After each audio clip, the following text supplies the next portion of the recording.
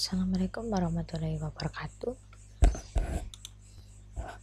Melanjutkan video yang sebelumnya ya, kita akan menguji kuantitatif deskriptif yang biasanya digunakan untuk analisis deskriptif pada dunia pendidikan. Nah, ini di sini ada kasus ya, dimana kita harus menghitung secara deskriptif bagaimana data mentah dari nilai siswa atau nilai instrumen ya. Nah, kita kenalan dulu. Di sini ada variabel apa aja. Di sini ada variabel kedisiplinan dan dukungan orang tua serta hasil belajar. Nah, skor total yang didapat dari instrumen maupun hasil belajar kita hitung dengan menggunakan SPSS terlebih dahulu teman-teman ya. Jadi di sini kita bisa mendapatkan median, maksimum, minimum gitu ya. Nah, kemudian kita biasanya akan bingung habis itu langkah apa yang akan dilakukan. Nah, deskriptif itu kita harus membuat range dulu teman-teman ya. Jadi di sini range-nya kita menggunakan sumbernya dari Sugiono ya. Tapi kalau mau menggunakan sumber lain juga boleh. Nah, yang saya pakai adalah miliknya Sugiono, dimana di sini ada 3 kategori, yaitu ini Arikunto ya. Ada 3 kategori, yaitu tinggi, sedang, dan kurang untuk tiga variabel tersebut gitu ya. Nah, perlu diingat bahwa kita memiliki rumus di sini ya, dimana nanti kita akan menggunakannya untuk mengkategorikan tiga variabel yang tadi. Nah, di sini ada mean ideal ya. Di sini M itu artinya mean ideal, artinya setengah dalam kurung skor tertinggi plus skor terendahnya itu punya siapa. Nah, kita copy dulu ya di sini. Kita coba variabel disiplin. Oke. Ini kita harus tahu dulu meannya berapa, mediannya berapa. Oke, skor tertinggi adalah 35 dan terendahnya adalah 10. Oke. Nah, berarti berapa? 45 ya. Kita hitung coba pakai kalkulator biar cepat. Koma-komanya ya yang penting. Nah, ini kita hitung. Kita perkecil lagi kalkulatornya. 45 dibagi 2 yaitu 22,5. Oke. Kemudian 1/6-nya adalah skor tertinggi tadi ya, 35 dikurangi dengan 10. Nah, berarti berapa? 25 ya. 25 dibagi sama 6, 4,16. Oke. Nah, jadi kita sudah menemukan mean idealnya berapa, minimal berapa. Nah, di sini rumus yang kita dapatkan dari perhitungannya Arikunto tadi, dengan mendapatkan rumus ini kita tinggal masukkan teman-teman. Jadi mean ideal itu bukan dari rata-rata hasil, tapi rata-rata keseluruhan. Dari di sini 22,5 dikurangi ya, ini yang rendah ya, dikurangi 4,16. Coba kita hitung dulu teman-teman. 22,5 kurangi 4,16, jadi jumlahnya adalah 18,34. Oke. Nah, ini kita tinggal copy aja ya, yang sama di sini, yang sedang. Oke. Kemudian di sini plus ya, bedanya plus. Nah, kalau plus kan kita beda. Sekarang kalau plus 22,5 tambah 4,16, 26,16. 26,6 26,7 juga bisa, jadi dibuletin. Oke, kemudian 26,7 nya kita pindahin di tertinggi ya, jadi lebih dari 26,7 maka dia adalah poin yang tertinggi gitu ya teman-teman ya. Data mentah dulu ya, kita akan lihat data mentahnya kedisiplinan. Nah di sini oke, di sini kita bisa langsung mengkategorikan teman-teman. Kalau kita masukkan kepada kepada SPSS pasti pusing mana yang rendah mana yang sedang. Nah ini kita kategoriin lewat di sini. Oke, mari kita belajar coding di Excel. Ini kita ketik sama dengan, kita kasih kode aja ya. Kalau tinggi kita nilai 1, kalau rendah sedang kita nilai 2, dan kalau ini rendah kita nilai 3 gitu ya. Nah di ini sama dengan jika lebih dari sama dengan ya, lebih dari sama dengan 26,7 maka dia tinggi itu kita kasih kode 1 dulu ya. Kemudian ini di copy aja, ada Excel ya, kalau teman-teman nggak bisa itu ada Excel yang mintanya titik 2 koma titik koma, di sini ini mintanya titik atau mintanya koma aja, kalau di tempat saya mintanya titik koma. Terus ini yang sedang itu kalau dia lebih dari 20,84. Oke, kita kode 2.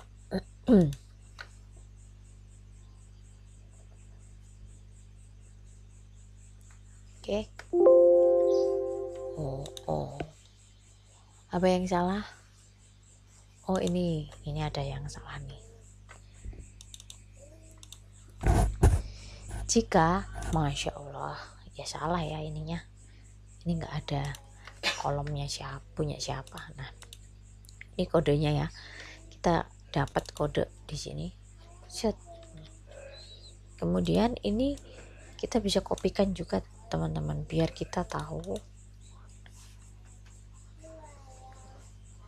Jadi kita bisa ganti di sini tinggi. Angka 1-nya ini kita ganti tinggi. Angka 2-nya kita ganti sedang. Angka 3-nya kita ganti rendah. Oke. Ini ya, kita dapat sedang, rendah, dan oke, kita buka SPSS ya, teman-teman. Untuk menghitung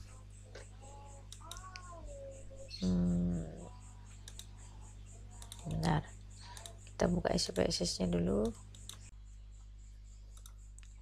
Oke, baik teman-teman, kita lanjutkan lagi. Tadi saya sudah menjelaskan tentang pengkodean ya. Di sini ada kode 123, ini fungsinya untuk ditaruh di Excel, di SPSS ya. Tapi kalau di sebelah kanan ini hanya untuk kita bisa melampirkan ya di data mentah nanti. Jadi Excelnya ini bisa kita lampirkan gitu. Nah sedangkan kode ini kita bisa taruh di SPSS. Nah ini kita masukkan ya, ditaruh di sini. Ini X1 adalah kedisiplinan, jadi ini ada kodenya. Kemudian untuk menganalisis, jadi kita akan tahu hasilnya ya. Ini dari kiri ke kanan, kemudian dikasih chart ya. Di sini ada pilihan, ada histogram, pakai kurva juga bisa. Nah, jadi di sini sudah ada yang namanya kategori ya. Ya, kedisiplinannya tinggi itu 14 gitu. Nah, ini kita bisa ambil teman-teman. Oke, satu variabel sudah beres, untuk bisa kita bahas nanti ya. Oke, Oke, ini projectnya kita pakai yang ini aja, yang histogram, lebih detail.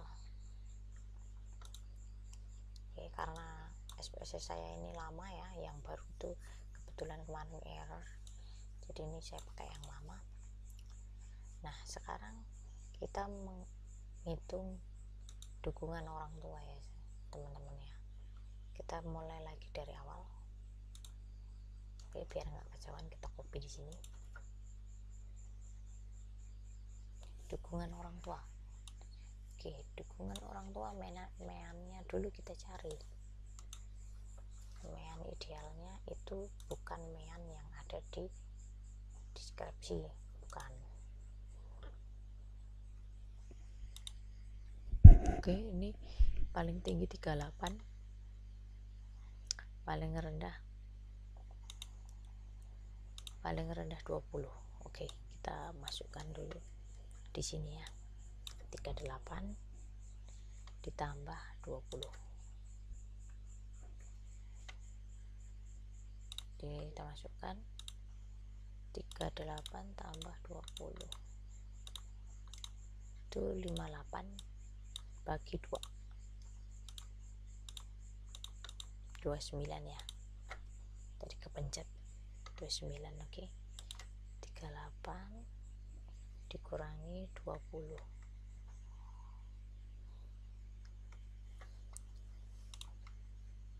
jadi berapa? 38 kurangi 20 dibagi 6, 3 kayaknya ya, selisihnya 3. Oke, di sini bulat ya, meannya udah ketemu, 29 dikurangi sama 3 standar deviasi idealnya. 29 kurang 3 berapa? 26 ya. Kemudian di sini kita taruh juga ya. Nah, ini kita plus, berarti ini 26, ini berapa? 29 tambah 3 32. Oke, kemudian di sini 32, lebih dari 32 nanti tinggi gitu ya. Oke, untuk kategorinya sudah ketemu kita. Kemudian dari kategori ini kita balik ke data mentah ya teman-teman. Jangan lupa kita balik ke data mentah dukungan orang tua. Oke, dukungan orang tua ini kita coding lagi. Jika dalam kurung, ini dipencet ya, N2 nya, N2 lebih besar sama dengan 32, maka dia tinggi tak kasih kode 1 nanti untuk SPSS ya. Kemudian nah ini salah nih, lebih dari sama dengan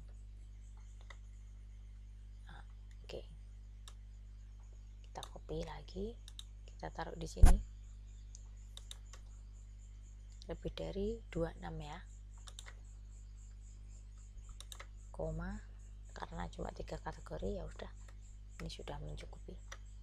Oke,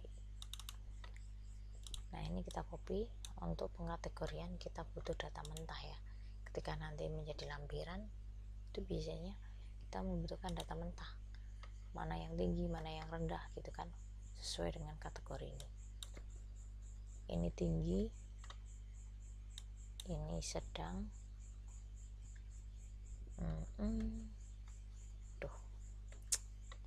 dan ini rendah. Oke, nah yang kita perlukan kalau di SPSS kita cukup kodenya aja, tapi kalau yang ini kita untuk lampiran nanti gitu. Ini X2 nya, X2 nya adalah dukungan orang tua ya, dukungan orang tua sama persis, kita tinggal copy paste sebenarnya udah jadi. Oke, terus kita sebenarnya bisa values label juga nih, analyze deskripsi frekuensi. Oke, kemudian kita ambil dukungan, kemudian kita pakai histogram. Nah biar keren aja nih. Nah oke, kita udah dapet datanya bahwa banyak yang rendah dukungannya, tapi juga banyak yang sedang gitu. Ini sayang banget ini kalau kita nanti bahas ini agak kesusahan sendiri ya, tapi kita bisa ubah. Kalau mau kita ubah ya, kita ubah dulu di data mentah, kita ubah data mentah awal ya, yaitu di SPSS. Nanti kita buka open, jadi data mentahnya yang analisis deskriptif ini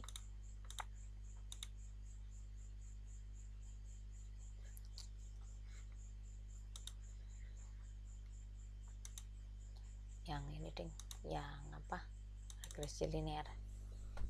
Nah ini kan data mentah kan, kita coba ya, kita harus cek dulu juga di regresi linearnya takut. Nah ini kita bisa rubah ya di data mentahnya. Kalau tadi ada sedang atau rendahnya kok sama ya, kita ganti aja rendahnya menjadi sedang. Tapi kalau nggak mau seadanya seperti itu ya tidak apa-apa teman-teman. Oke, kita ganti. Oke, udah jadi sedang nih.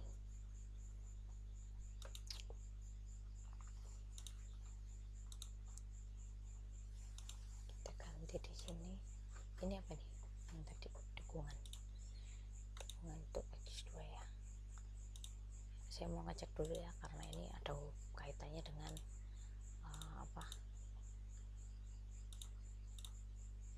kaitannya dengan regresi. Oke, tidak terlalu berpengaruh, jadi kita bisa pakai. Nah ini kita kodenya ini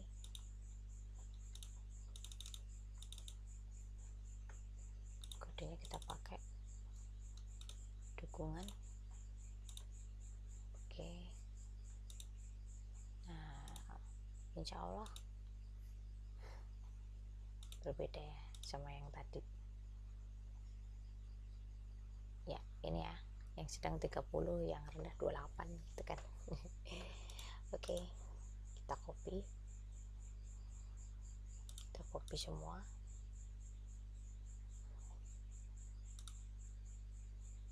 Oh ya, kita juga cek dulu ya juga ya, kalau misalnya kita pakai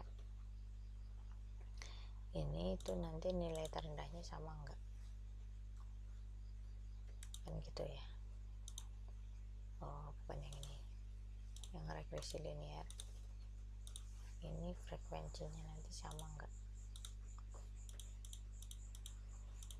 minimum maksimumnya.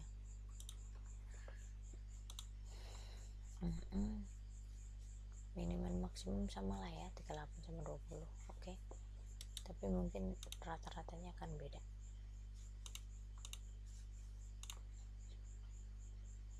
Rata-rata akan beda.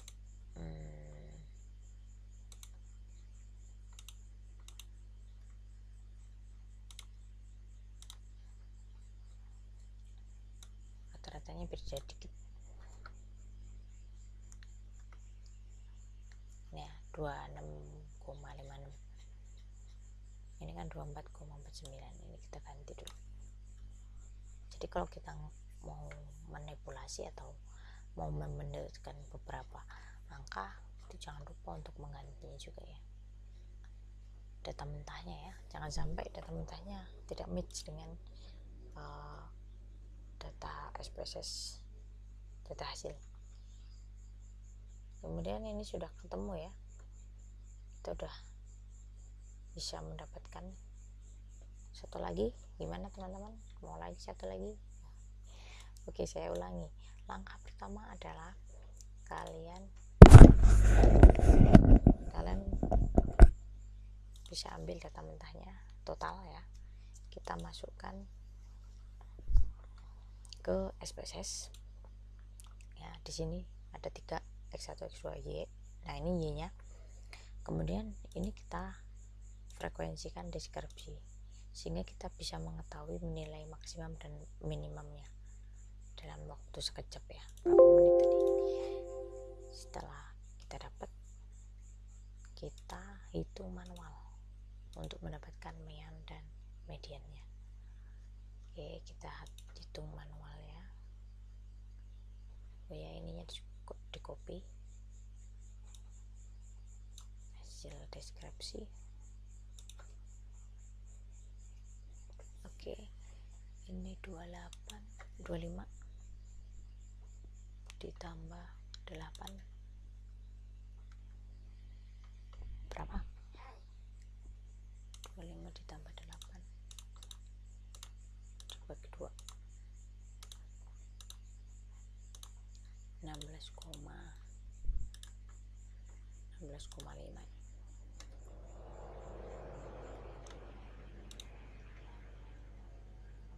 25 dikurangi 8 dibagi 6,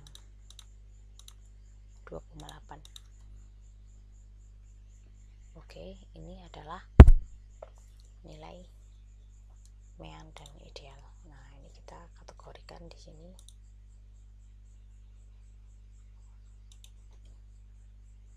Berapa nih?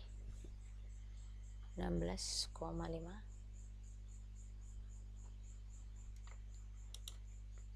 sama 2,8 ya. Kita kurangkan ini. 16,5 kurangi 2,8, 13,7 ya, 13,7.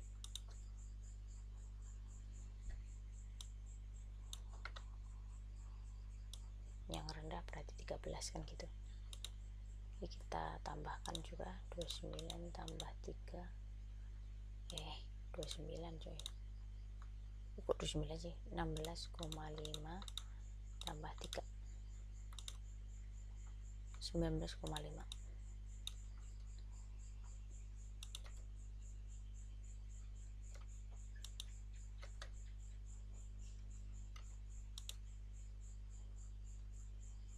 Oke. Kemudian di sini kita tambahkan sama ya, 19,5 ke atas itu berarti dia tinggi. Kita balik lagi ke coding. Nah, bisa aja kawan-kawan nggak perlu bikin lagi, sebenarnya kita bisa ngopi di sini. Nah, gini ya. Tapi kita jangan lupa untuk mengganti kriterianya. Kriteria di sini yang hasil belajar itu kan beda ya. Ini lebih dari 19,5 tinggi, sedangkan di bawahnya itu 16,5. Oke.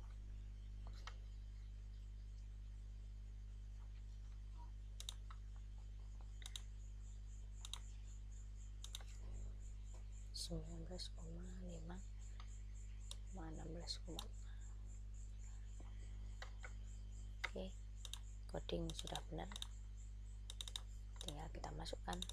Hasil besarnya rendah semua ya, banyak yang rendah nih teman-teman. Kita masukkan ke yang deskriptif Y.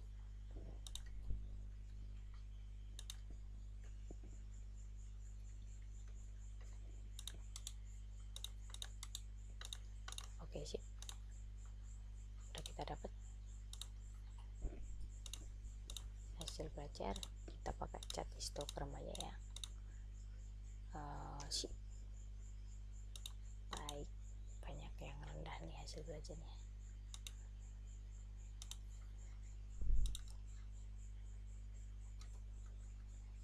Nah, ini nanti di pembahasan kita tinggal membahas ya, apa yang mempengaruhi. Apakah dukungannya di sini, dukungannya yang paling banyak.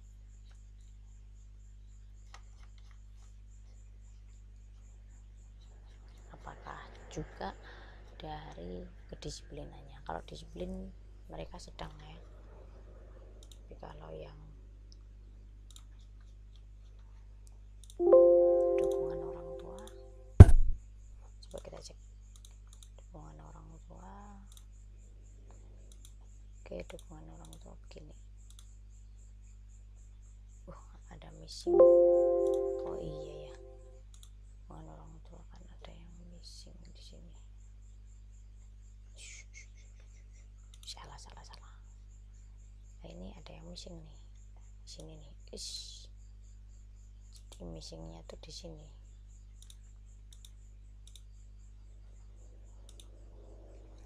Nomor berapa nih? 31 kalau nggak salah. Ini 32 ya. Dari 32. Oke, karena saya menggunakan analisis kesukaran, jadi saya lupa kalau di situ ada jeda. Oke, di sini kita hapus, clear, kita ulang lagi ya.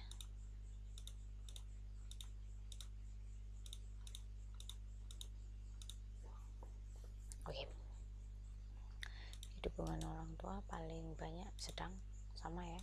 Jadi antara disiplin dan